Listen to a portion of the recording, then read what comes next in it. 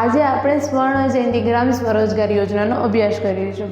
તો છઠ્ઠી પંચવર્ષીય યોજનામાં આ યોજનાની શરૂઆત કરવામાં આવી હતી અને 2 ઓક્ટોબર 1980થી આ કાર્યક્રમની શરૂઆત થઈ હતી, જેનો મુખ્ય ઉદ્દેશ્ય એ હતો કે સીમાંત ખેડૂતો, ખેતમજૂરો અને ગામડાના કારીગરો છે તેમાં જે ગરીબીનું પ્રમાણ છે આપણે ઘટાડી શકીએ અને તેમને જે સહાય છે એ પૂરી પાડવામાં આવે.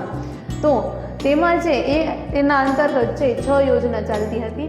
IRDP એટલે કે સંકલિત ગ્રામ વિકાસ કાર્યક્રમ, ટ્રાઇસેમ એટલે કે સ્વરોજગાર માટે ગ્રામીણ યુવાનોને તાલીમ, ત્યારબાદ ગ્રામીણ વિસ્તારોમાં સ્ત્રીઓ અને બાળકોના વિકાસનો કાર્યક્રમ અને 10 લાખ કુવાઓની યોજના અને ગ્રામીણ કારીગરો માટે સુધારેલી ટૂલકીટ પૂરી પાડવી તેમજ ગંગા કલ્યાણ યોજના. આ બધી યોજના જે IRDP અંતર્ગત ચાલતી હતી. તે બધી યોજનાને ભેગી કરીને 1 એપ્રિલ 1999માં તેનું નામ રાખવામાં આવ્યું સ્વર્ણ જયંતિ ગ્રામ સ્વરોજગાર યોજના. આ યોજનાનો હેતુ પણ એ જ હતો કે સ્વરોજગાર જૂથોને માળખાકીય સુવિધા પૂરી પાડવી, ટેકનોલોજી, ધિરાણ અને ઉત્પાદિત વસ્તુઓ માટે બજાર પૂરી પાડવાનો આ યોજનાનો હેતુ હતો.